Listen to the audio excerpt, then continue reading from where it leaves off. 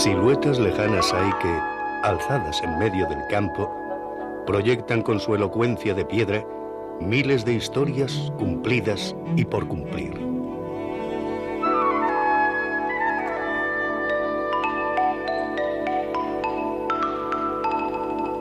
Siluetas bajo cuyo amparo se preparan los galgos, ávidos de luz y de fulgurantes carreras.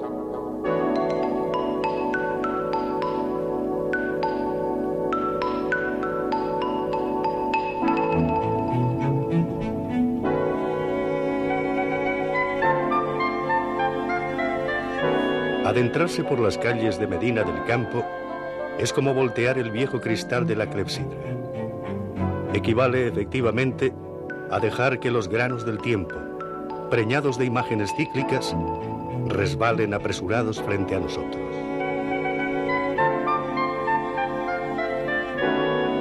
Medina, ciudad en árabe, núcleo urbano que contempló el asentamiento clásico de los impetuosos romanos antes de que los árabes, y sobre todo los castellanos, la llevaran a su máximo esplendor.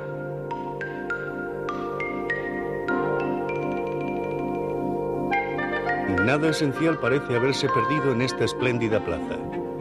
Nada, salvo los siglos transcurridos desde que junto a sus soportales se tomaban decisiones que afectaban a la economía de todas las Españas.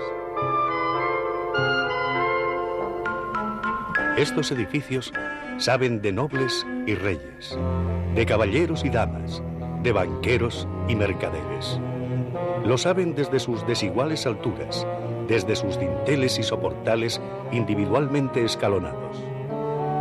Saben de la elevación dispar y del apoyo conjunto, de la medida y la variedad, de la multiplicidad de las ferias y de la singularidad de los lazos estamentales.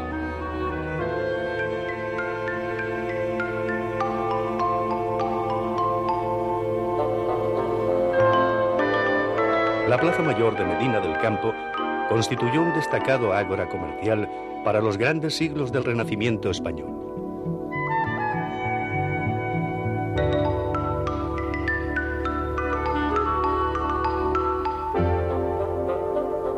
Aquí ofrecían sus servicios barberos y joyeros, especieros y buhoneros, sacerdotes y banqueros.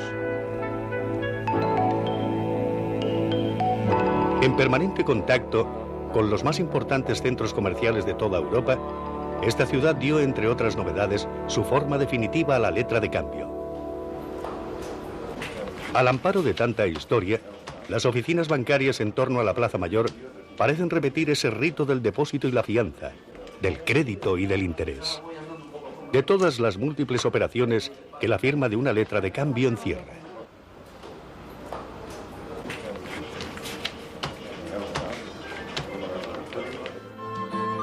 El cambio más importante, el esencial, el que dividió en dos la historia de las Españas, fue la unificación territorial lograda por los reyes católicos. Aquel tanto monta que alzara a Isabel I, vecina insigne de esta ciudad, como la figura emblemática del Olimpo nacional. Aquí vivió y murió aquella extraordinaria reina.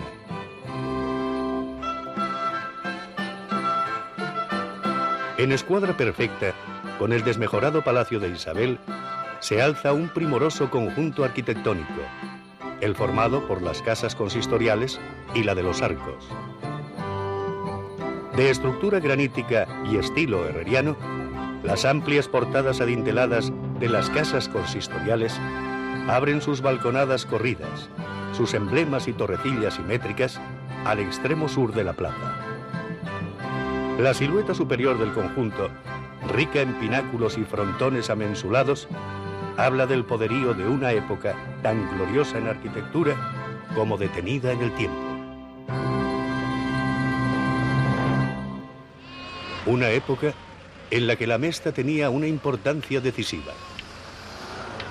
La tradición ovejera continúa en estas tierras y todos los domingos los ganaderos y pastores meseteños acuden con sus mejores ejemplares a la feria de Medina del Campo. Han tenido que salir en plena noche desde Sanabria, Ávila, Sahagún, para poder llegar con las primeras luces del alba a esta infaltable cita. Los ganaderos y los tratantes se vigilan y tientan con añagazas, ofertas y contraofertas. Hay que contar, entre sonoros balidos, el valor de esta mercadería viva que al final llegará a nosotros en forma de mullida lana, de queso de pastor o de exquisita carne asada. El abastecimiento alimenticio de la ciudad fue resuelto ya por los reyes católicos y resuelto, como se ve, con notables resultados arquitectónicos. Estas reales carnicerías constituyen uno de los edificios civiles más antiguos e interesantes de la península. La carne sigue llegando hoy día, aunque la clientela, ya no es lo que era. Nostálgicos y voluntariosos, los pequeños comerciantes luchan desigualmente con esta época de supermercados y grandes superficies.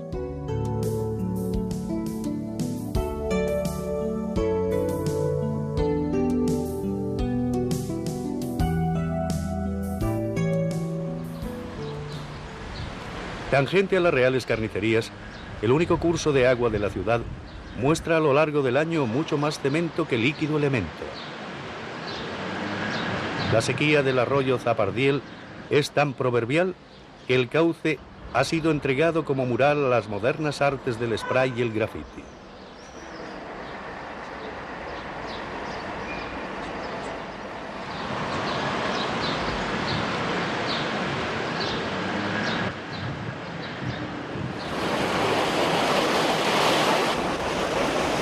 Claro que, a veces, el arroyo se acuerda de que fue río y con furia impetuosa embiste bramando contra las canalizaciones y los tajamares de los puentes.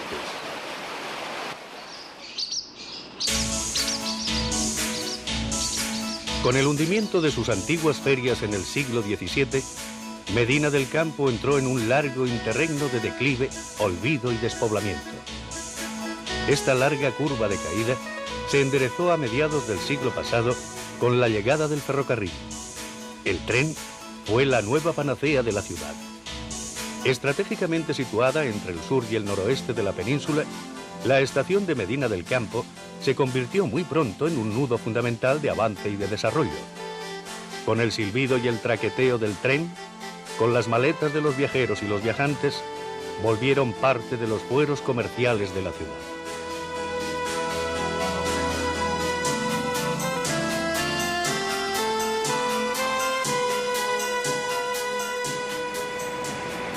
Y junto al ferrocarril, la industria.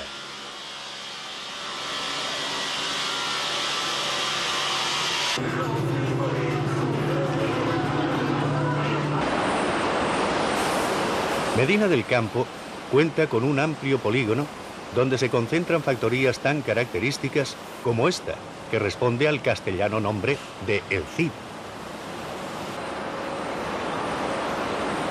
Constituidos en cooperativa, medio centenar de operarios se dedica aquí a la fabricación de muebles. Su especialidad son los dormitorios clásicos: camas, armarios, cómodas, mesillas.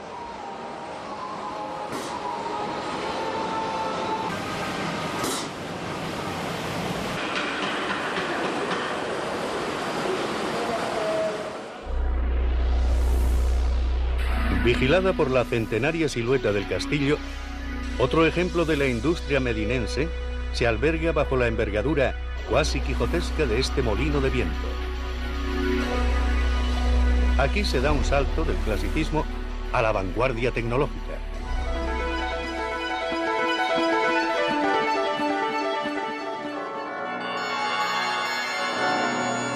Los aerogeneradores de MADE Energías Renovables están diseñados para convertir la fuerza del viento en energía eléctrica.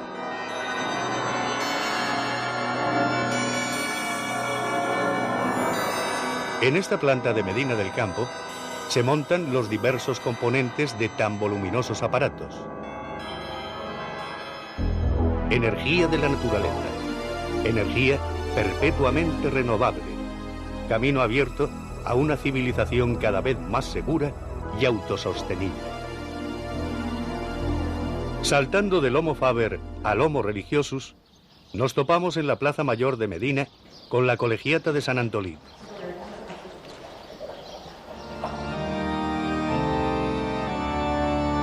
Bajo las grandes bóvedas de crucería, estilo gótico tardío, y una vez abiertas las suntuosas rejas del retablo mayor, nos encontramos con una magnífica obra del siglo XVI. Este retablo incorpora en su traza las líneas fundamentales de la imaginería castellana. La imagen de San Antolín, patrono de la ciudad, vela con su libro abierto los avatares de este templo en lento y constante proceso de reconstrucción. El coro es otra maravilla bien custodiada. Cantorales, sillería, órgano. Una nueva imagen de San Antolín parece haberse desplazado aquí para entregarse ex profeso al sereno éxtasis de la música.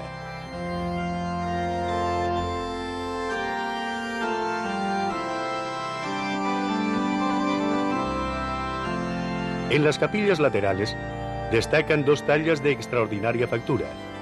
Este Cristo atado a la columna de Juan Picardo y Juan de Astorga.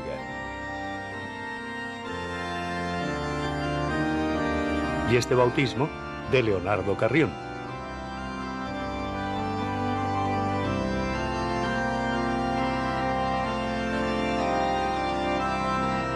Aunque la talla acaso más preciosa, sorprendente de vigor y dramatismo, es esta piedad salida del buril del gran Juan de Julio.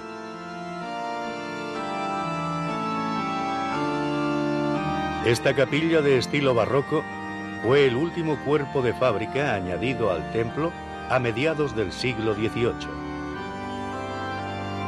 Todo en su trazado, incluso este Cristo suspendido, parece estar centrado hacia la patética Virgen de las Angustias que le da nombre.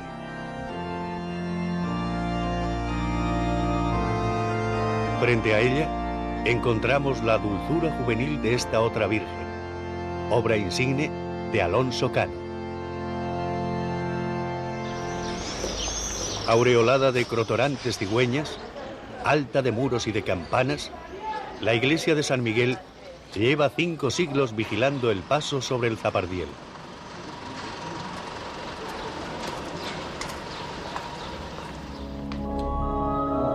Su interior de estilo renacentista cuenta con un magnífico retablo mayor, culminado por el tan castellanísimo Calvario, territorio un tanto abstracto del dolor y la sublimación.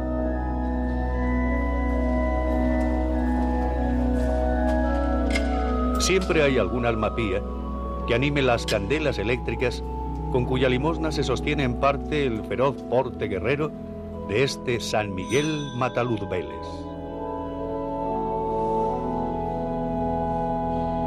Y de guerrero en guerrero, de Matalud Vélez a Matamoros, nos llegamos hasta la enhiesta mole de la iglesia de Santiago.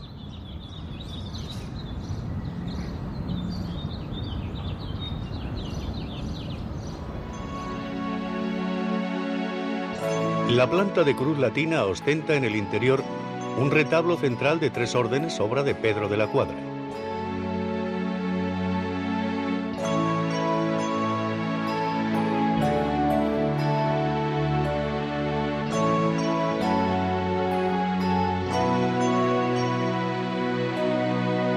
El Santiago Matamoros no tiene tanto valor artístico, pero su posición en el altar y la propia advocación del templo le confieren una especial entidad.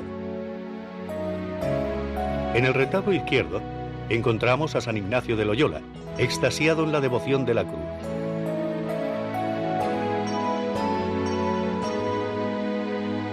En la base del conjunto, la imagen a la vez piadosa y poderosa de un Cristo atado a la columna.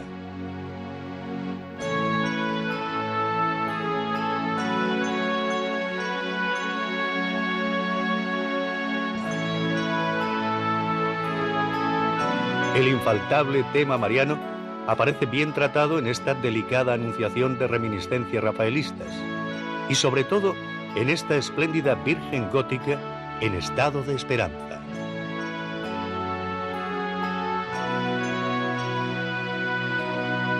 Los fundadores del templo, don Pedro Cuadrado y su esposa, ocupan en Alabastro un lugar privilegiado del presbiterio.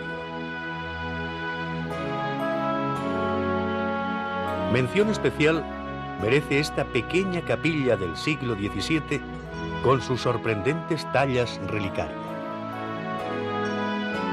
La plana mayor de la Compañía de Jesús figura en ella: San Francisco Javier, San Ignacio de Loyola, San Francisco de Borja.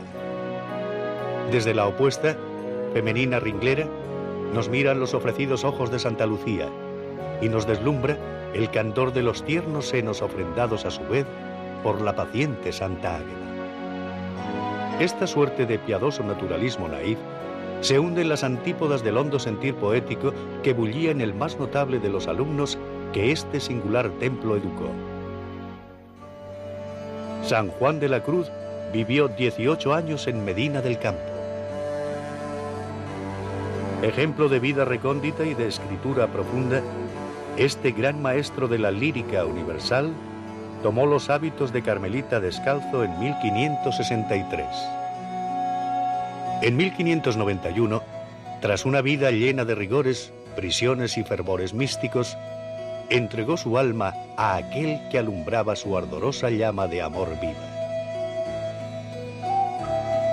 Además del recuerdo al gran místico, en el interior de esta iglesia de la Inmaculada Concepción destaca un descomunal retablo relicario barroco.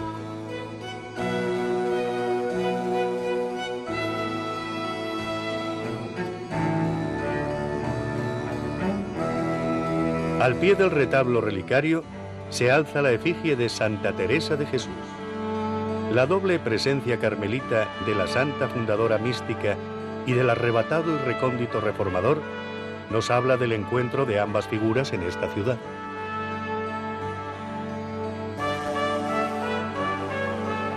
Este convento, de tan humilde portada, fue de hecho la segunda fundación realizada por Santa Teresa de Jesús.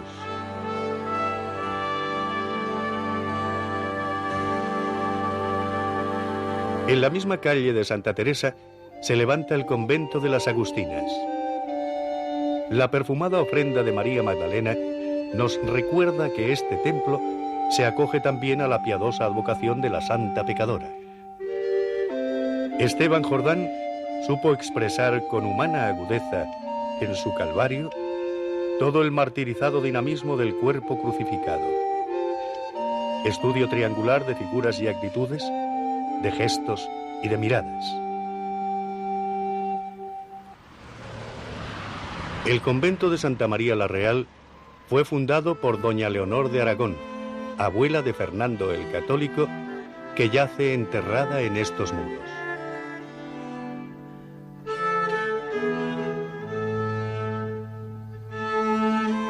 El formidable retablo interior está dedicado en su totalidad a la mayor gloria de Santo Domingo de Guzmán, fundador de aquella orden de los predicadores que tan decisiva influencia tuvo en la Iglesia Católica.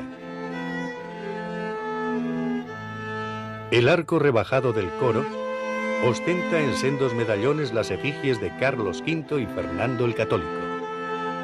Su artesonado mudéjar es maravilla de maravillas.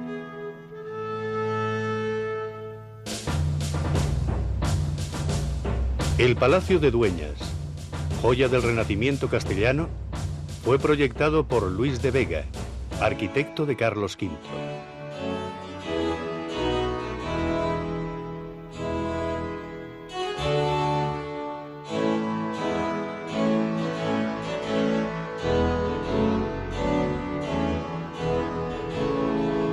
El patio porticado de planta cuadrada es un magnífico ejemplo de arquitectura renacentista.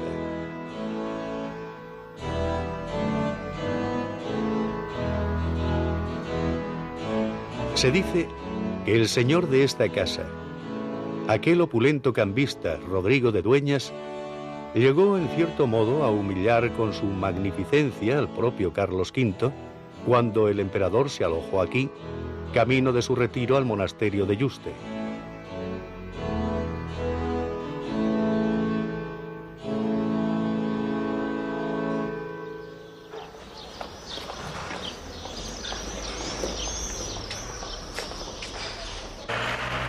El esplendor clásico de Medina del Campo apenas duró un par de siglos, pero bastó tan breve lapso de tiempo para que la ciudad floreciera. El viajero que se adentre por el casco histórico de la ciudad puede encontrarse con palacios de la época en muy diferente estado de conservación.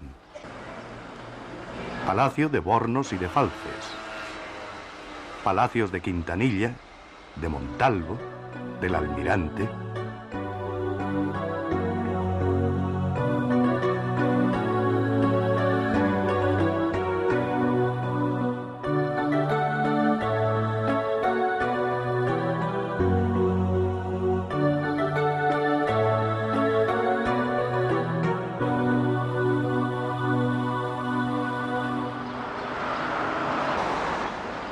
Mención especial merece el cuartel del Marqués de la Ensenada. El edificio fue diseñado por Ventura Rodríguez y albergó en su origen al arma de caballería. Durante nuestra guerra de independencia, cayó víctima de un devastador incendio que las tropas francesas le infligieron. Tuvo que transcurrir casi un siglo para que el edificio volviera a reconstruirse. Este nuevo avatar vino a propulsarle de la caballería a las bocas de fuego, de la estampa clásica de los alazanes lanzados a las líneas acorazadas de estas modernas piezas de artillería autotransportada.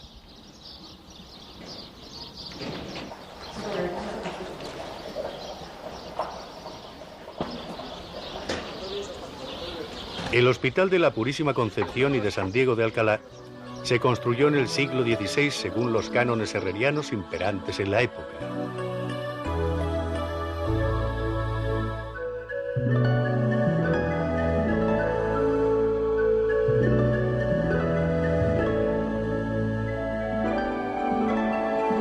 El gran patio de planta cuadrada y las porticadas galerías donde los enfermos tomaban el sol ofrecen hoy airosa materia de reflexión acerca de la futilidad de las humanas grandezas.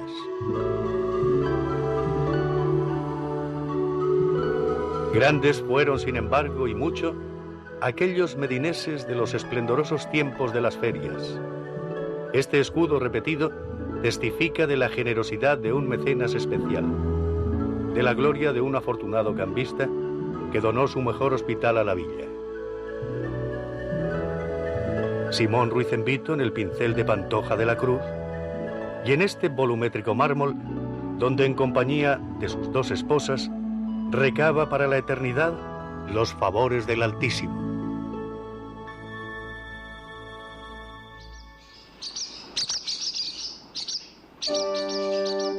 Finalmente, y siempre, el castillo. Erguido sobre un cerro que domina la ciudad, el Castillo de la Mota es sin duda uno de los más importantes de España. Sus orígenes se remontan a la Alta Edad Media, pero fue reconstruido por Juan II a mediados del siglo XV. Los reyes católicos lo ampliaron para residir en él. Murallas, fosos, puentes levadizos, ¿acaso el elemento más señero de esta mole sea la imponente fábrica de su torre del homenaje?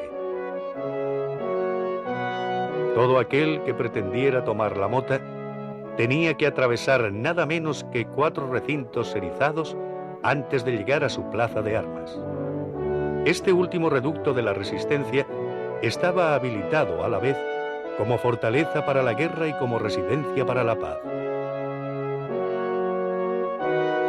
Aquí se alzan aún aquellos soberbios símbolos de una época que hoy parece pura leyenda.